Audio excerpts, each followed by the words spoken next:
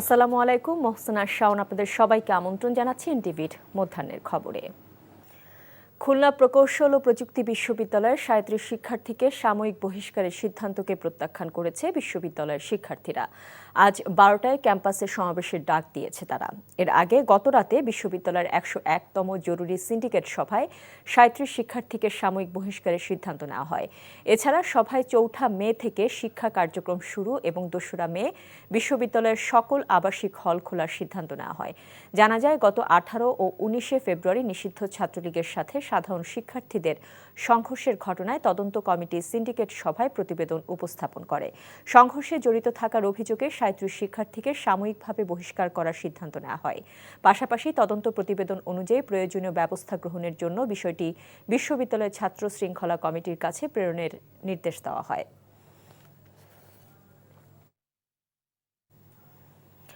খুলনা প্রকৌশল ও প্রযুক্তি বিশ্ববিদ্যালয়ে আছেন আমাদের সিনিয়র করেসপন্ডেন্ট আবু তৈয়ব। আমরা সরাসরি যাচ্ছি তার কাছে। তৈয়ব, ক্যাম্পাসে ছাত্রদের সমাবেশ কি শুরু হয়েছে কিনা জানাবেন, আর ছাত্ররা কি বলছেন?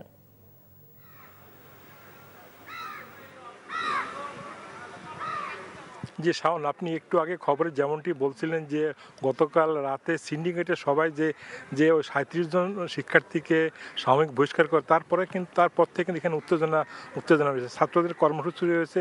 আমরা রয়েছি দুর্বার বাংলার পাশে। এখানে ছাত্ররা একে একে করে জড়ো হচ্ছে। তারা একটু পরে এখান থেকে বিক্ষোভ মিছিল করবে। আর সর্বশেষ যেটা খবর হলো যে ওই ছাত্ররা গত ১৩ তারিখে, আপনি জানেন ১৩ তারিখে দুপুরের পর থেকে তারা জড়ো হয়ে ক্যাম্পাসে প্রবেশ করে এবং তারা ২ রাত কিন্তু প্রশাসনিক ভবনের সামনে অবস্থান নিয়েছে এবং তাদের একটাই দাবি যে হল খুলে দিতে হবে। কিন্তু তাদের ছাত্রদের দাবিকে কোনো উপেক্ষা করে বলা যায় সিন্ডিকেট বরং তাদের পূর্বের সিদ্ধান্ত অনুযায়ী বা ইনকোয়ারি কমিটির রিপোর্ট অনুযায়ী তারা ওই ৩৭ জন শিক্ষার্থীকে বহিষ্কার করেছে। ওই শিক্ষার্থীরা এই যে সিন্ডিকেটের ওই সিদ্ধান্তকে প্রত্যাখ্যান করে তারা আজকে দুপুর 12টার থেকে এখানে কর্মসূচি করার কথা। তারা একে একে জড়ো হচ্ছে। আপনি জানেন এটা বৈশাখ মাসের তীব্র তাপ ধরে। তারা দেখছে যে ছায়া ওখানে অবস্থান নিয়েছে। তারা একটু পরের থেকে তারা কর্মসূচি শুরু করবে বলে জানিয়েছে। এবং আপনি জানেন এখানে ২ শতাধিক ওই হল এবং ক্যাম্পাস পুরোপুরি বন্ধ রয়েছে। এখানে শুধু ওই ২ শতাধিক এখন শিক্ষার্থীরা আছে। এদের মধ্যে থেকে ২০ থেকে ৫০ জন এখানে আসছে কর্মসূচিতে অংশ নেবে বলে জানা যায়। জি শাওন, এই ছিল খুলনা থেকে সর্বশেষ। জানছিলাম খুলনা প্রকৌশল ও প্রযুক্তি বিশ্ববিদ্যালয়ের খবর। চট্টগ্রাম বিশ্ববিদ্যালয়ের এক শিক্ষার্থীকে স্থানীয়রা মারধর করেছে, এমন অভিযোগে বিশ্ববিদ্যালয়ের মূল ফটকে তালা ঝুলিয়ে অবস্থান নিয়েছে শিক্ষার্থীরা। তবে বিশ্ববিদ্যালয়ের ক্লাস এবং পরীক্ষা যথাসময়ে শুরু হয়েছে। শহর থেকে শিক্ষক, বাস এবং শাটল ট্রেন সঠিক সময়ে ক্যাম্পাসের উদ্দেশ্যে ছেড়েছে। শিক্ষার্থীদের অভিযোগ, স্থানীয় সিএনজি চালকদের একটি অংশ রাজনীতি বিজ্ঞান বিভাগের ২০২২-২৩ শিক্ষাবর্ষের শিক্ষার্থী সুলতানুল আরেফিনকে মারধর করে। সোমবার রাতে বিশ্ববিদ্যালয়ের রেল ক্রসিং এলাকার কথা কাটাকাটির জেরে মারধরের এই ঘটনা ঘটে। এরপরই মধ্যরাতে প্রধান ফটকে তালা দেয় শিক্ষার্থীরা।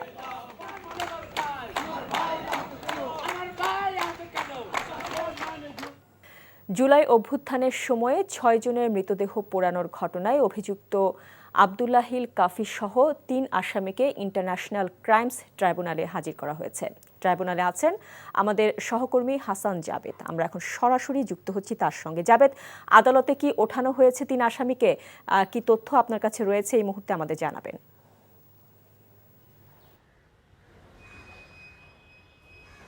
শাওন, জানেন যে জুলাই আগস্ট গণহত্যা মামলায় আন্তর্জাতিক অপরাধ ট্রাইব্যুনালে যে মামলাটি হয়েছিল, যে সাভারের আশুলিয়ায় ৬ তরুণকে আপনার পুলিশ ভ্যানে উঠিয়ে যে আগুন লাগিয়ে তাদেরকে হত্যা করা হয়, সেই মামলায় আজকে ৩ জন পুলিশ কর্মকর্তাকে ট্রাইব্যুনালে হাজির করা হয়েছে।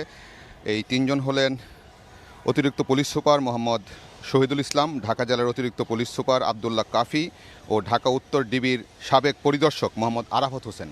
তাদেরকে ট্রাইব্যুনালে আনা হয়েছে এবং আজকে যেটা হবে, তারা কিন্তু অন্য মামলায় গ্রেফতার আছে। আজকে এই মামলা তাদেরকে গ্রেফতার দেখানোর জন্য আবেদন করা হবে এবং যেটা হয় যে আবেদন করা হলে তাদেরকে এই মামলায় গ্রেফতার দেখানো হয় এবং কারাগারে পাঠানো হয়। এবং এই মামলায় কিন্তু ইতিমধ্যেই তদন্ত প্রতিবেদন প্রায় শেষ পর্যায়ে এবং চূড়ান্ত তদন্ত প্রতিবেদন তারা স্ক্রুটিনি করে আন্তর্জাতিক অপরাধ ট্রাইব্যুনালে উপস্থাপন করবে প্রসিকিউশনের পক্ষ থেকে, এমনটা কিন্তু আমাদের আগেই জানিয়ে রেখেছিলেন।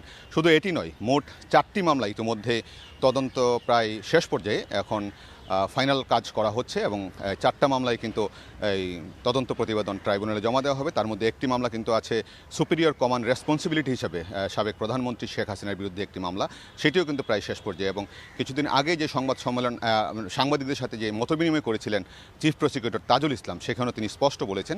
এবং এই পর্যন্ত যে মামলা হয়েছে ট্রাইব্যুনালে, তার মধ্যে কিন্তু 54 জনকে ইতিমধ্যে গ্রেফতার করা হয়েছে। হাই প্রোফাইল সাবেক মন্ত্রীসহ, পুলিশের ঊর্ধ্বতন কর্মকর্তা, সাবেক সেনাবাহিনীর সাবেক কর্মকর্তা সহ তাদেরকে আজকে যাদেরকে আনা হয়েছে তাদেরকে আজকে এই মামলায় গ্রেফতার দেখানো হবে। আর ইতিমধ্যে জানেন যে গতকালও কিন্তু নরসিংদীর একটি মামলায় একজন অতিরিক্ত পুলিশ সুপার এবং ম্যাজিস্ট্রেট তাকেও কিন্তু গ্রেফতার করা হয়েছে। যদিও তাদেরকে আজকে ট্রাইব্যুনালে আনা হয়নি, পরে হয়তো তারা যখন আবার এখানে তাদেরকে হাজির করার জন্য ট্রাইব্যুনালে উপস্থাপন করবেন, আবেদন করবেন, তখন তাদেরকে এখানে হাজির করা হবে এবং তাদেরকেও আবার এই নরসিংদীর এই মামলায় গ্রেফতার দেখিয়ে হয়তো কারাগারে প্রেরণ করা হবে। এটাই হচ্ছে প্রসিডিওর ট্রাইব্যুনালের। তো আজকে এই এখন পর্যন্ত এখনও কিন্তু ট্রাইব্যুনাল বসেনি। ট্রাইব্যুনাল বসলে তারপরে সেই আবেদনের উপর শুনানি হবে। তারপরে কিন্তু বিচারপতি গোলাম মর্তুজা মজুমদারের নেতৃত্বাধীন যে 3 সদস্যের ট্রাইব্যুনাল আছে তারা আদেশ দিবেন। তারপরে হয়তো প্রসিকিউশন এই মামলার পরবর্তী কার্যক্রম আমাদেরকে জানাবেন। তো এই ছিল এখন সর্বশেষ শাওন। আইসিটি থেকে জানছিলাম জুলাই হত্যাকাণ্ডের খবর। কুষ্টিয়া সদরে ড্রাম ট্রাকের চাপায় মসজিদের মুয়াজ্জিন মোহাম্মদ আলী নিহত হয়েছেন। সকালে পাটিকাবাড়ি ইউনিয়নের নওদাপাড়া মোড়ে কুষ্টিয়া চুয়াডাঙ্গা সড়কে এই দুর্ঘটনাটি ঘটে। পুলিশ এবং স্থানীয়রা জানান, নিহত মোহাম্মদ আলী আজ মসজিদে ফজরের নামাজ শেষ করে নওদাপাড়া মোড়ে কুষ্টিয়া চুয়াডাঙ্গা সড়ক পারাপারের সময় দ্রুতগামী একটি ড্রাম ট্রাক তাকে চাপা দিলে ঘটনাস্থলেই তার মৃত্যু হয়। এদিকে গতরাতে ঢাকা খুলনা মহাসড়কের মধুখালী উপজেলার বাগাট ইউনিয়নের ঘোপঘাট এলাকায় এ দুর্ঘটনা ঘটে। নিহতরা হলেন যশোরের কেশবপুর উপজেলার সাহেব আলীর ছেলে ট্রাক চালক মোহাম্মদ ইদ্রিস আলী ও একই এলাকার বাসিন্দা ট্রাকের হেলপার মোহাম্মদ হায়দার আলী। সামুদ্রিক মৎস্য সংরক্ষণ ও টেকসই মৎস্য আহরণের জন্য বঙ্গোপসাগরের বাংলাদেশ জলসীমায় 15 এপ্রিল মধ্যরাত থেকে শুরু হয়েছে মাছ ধরার উপর 58 দিনের সরকারি নিষেধাজ্ঞা, যা চলবে আগামী 11 জুন মধ্যরাত পর্যন্ত। ফলে কর্মহীন হয়ে পড়েছেন সাগরের জেলেরা। সাগরে মাছ ধরার উপর সরকারি নিষেধাজ্ঞা মেনে ইতিমধ্যে ফিশিং বোট, জালসহ মাছ ধরার সব সরঞ্জামাদি নিয়ে তীরে ফিরে এসেছেন জেলেরা। নিষেধাজ্ঞার শুরুতে সরকারি খাদ্য সহায়তার চালসহ ঋণের কিস্তি বন্ধ রাখার দাবি জানিয়েছেন কর্মহীন জেলেরা। তবে ভারতের সঙ্গে মিল রেখে নিষেধাজ্ঞার সময়সীমা নির্ধারণ করায় খুশি তারা।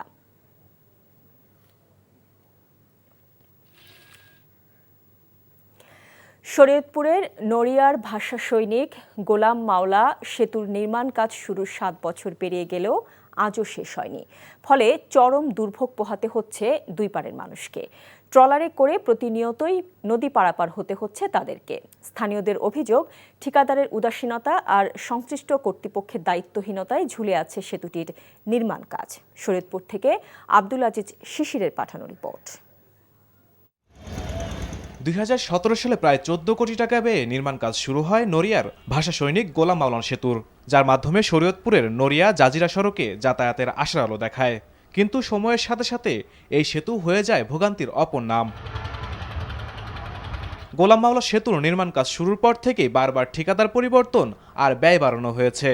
2017 সালে 14 কোটি টাকা ব্যয়ে কাজ শুরু করে নাভানা কনস্ট্রাকশন। বছর পেরোতে না পেরোতেই সেতুর নির্মাণ কাজ বন্ধ করে দেয় ঠিকাদারি প্রতিষ্ঠানটি। পুনরায় দরপত্রের মাধ্যমে 2021 সালে প্রায় 29 কোটিতে কাজ শুরু করে কোহিনুর এন্টারপ্রাইজ। 7 বছরে সেতুর কাজ শেষ হয়েছে মাত্র 60%।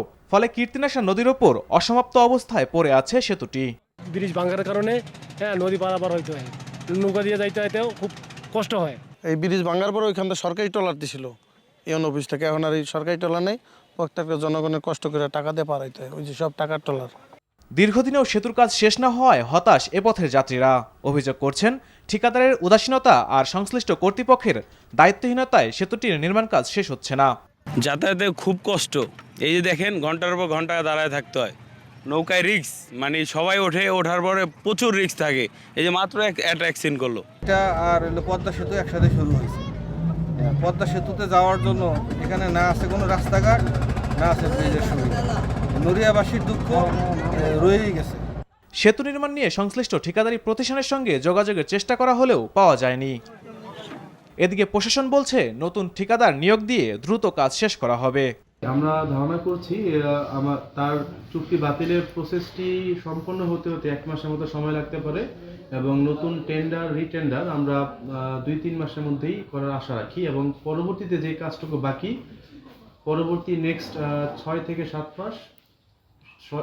7 মাসের মধ্যে আমরা আশা রাখি কাজটি শেষ হবে। NTV news desk. এই ছিল মধ্যাহ্নের খবরে। এই খবরের ভিডিও সহ আপডেট জানতে ভিজিট করুন এনটিভি অনলাইন www.ntvbd.com। এছাড়াও এনটিভি জনপ্রিয় সব অনুষ্ঠান ও খবরের আপডেট জানতে ভিজিট করুন আমাদের ইউটিউব ও ভেরিফাইড ফেসবুক পেজ। 2টায় দুপুরের খবর দেখার আমন্ত্রণ রইল। এতক্ষণ সাথে থাকার জন্য সবাইকে ধন্যবাদ।